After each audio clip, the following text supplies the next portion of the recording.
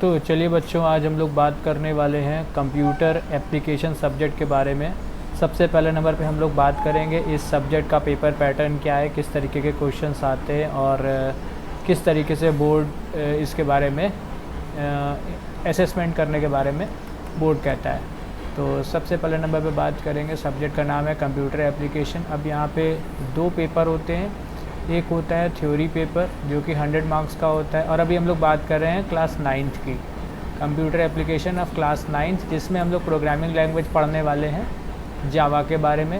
अब यहाँ पे दो पेपर होते हैं, एक होता है थ्योरी 100 मार्क्स का, दूसरा होता है प्रैक्टिकल।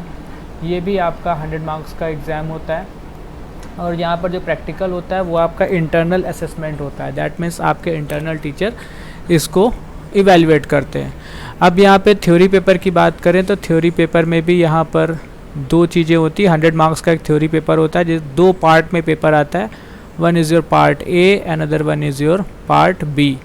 जो पार्ट ए है वो आपका आता है 40 मार्क्स का। इसमें जनरली आपके 1 मार्क्स 2 मार्क्स के क्वेश्चंस होते हैं, और जो पार्ट बी है वो आपका 60 मार्क्स का होता है। इसमें आपका 15 मार्क्स का एक क्वेश्चन होता है, 15 मार्क्स पर क्वेश्चन होते हैं, और इसमें आपको 4 अटेम्प्ट करने होते हैं। You need to answer only 4 out of 6।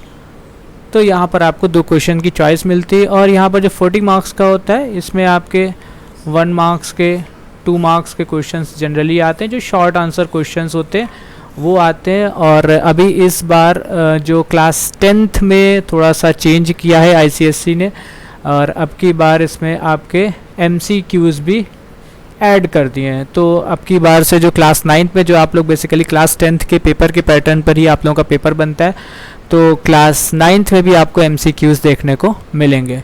रही बात प्रैक्टिकल पेपर की, तो जो आप थ्रू आउट ईयर जो भी क्वेश्चंस करते हो, जो भी प्रोग्राम्स करते हो, जिनको इवैल्यूएट करते हो, जो आप लैब में क्वेश्चंस को करते हो, और बेसिकली जो चीज़ थ्योरी में आपने पढ़ी है उसका प्रैक्टिकल करके देखते हो, उनके आउटपुट निकालते हो, तो वो चीज़ यहाँ पर होती है।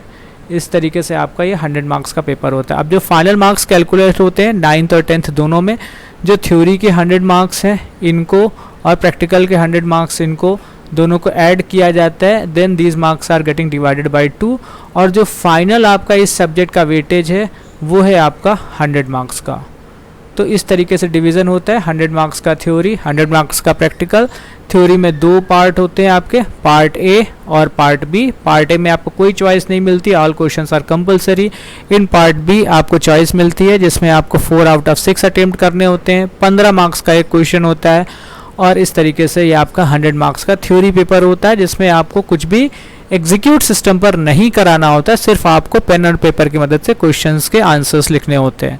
जबकि रही बात प्रैक्टिकल की, तो प्रैक्टिकल पेपर में आपको सिस्टम दिया जाता है, जिसमें आपको कोड को पहले पेपर पे लिखना होता है, उसके बाद सिस्टम पे एग्जीक्यूट कराना होता है। ये भी 100 मार्क्स का होता है, और ये आपका क्लास 9th और 10th के लेवल पर ये इंटरनल टीचर के द्वारा इसका इवैल्यूएशन होता है।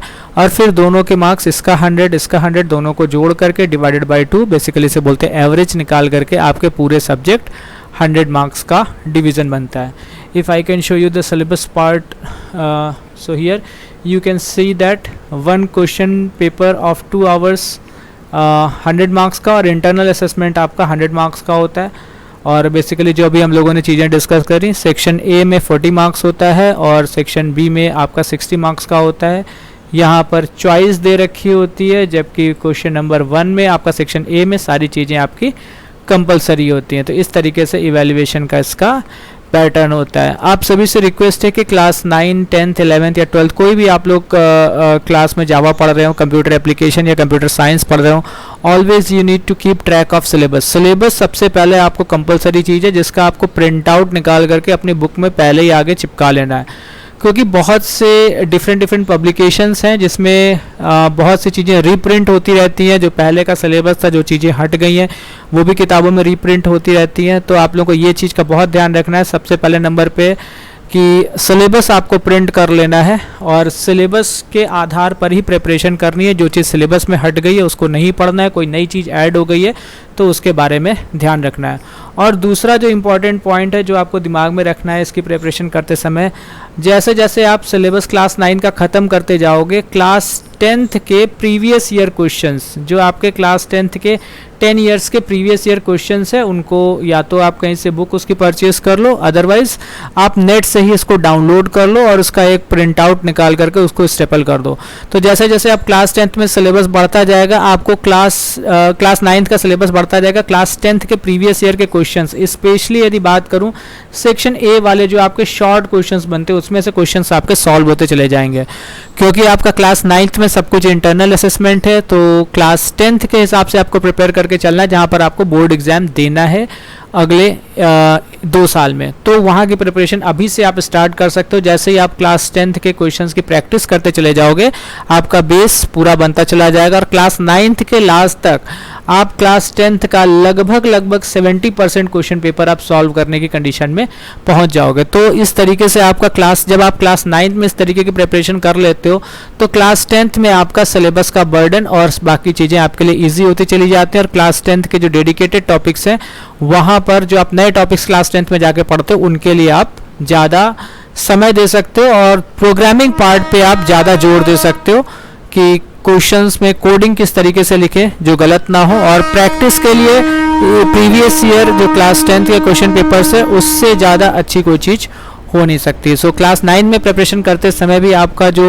क्लास 9 के लिए तो प्रिपरेशन करनी ही है, क्लास 10th के बोर्ड एग्जाम के हिसाब से प्रिपरेशन करती चलनी है ताकि क्लास 10th में आपके ऊपर जा करके ज़्यादा बर्डन ना हो। So this one was the introduction. ये आपका सब्जेक्ट का इंट्रोडक्शन था क्लास 9th का, किस तरीके से क्वेश्चन पेपर होता है, किस तरीके से मार्क्स का डिस्ट्रीब्यूशन होता है और किस तरीके से क्वेश्चन पेपर का पैटर्न होता है। सो यू आर रिक्वेस्टेड, आप सभी से रिक्वेस्ट है कि प्लीज़ लाइक शेयर और सब्सक्राइब करें यदि आपको इस वीडियो में दी गई जानकारी पसंद आई है। Thank you.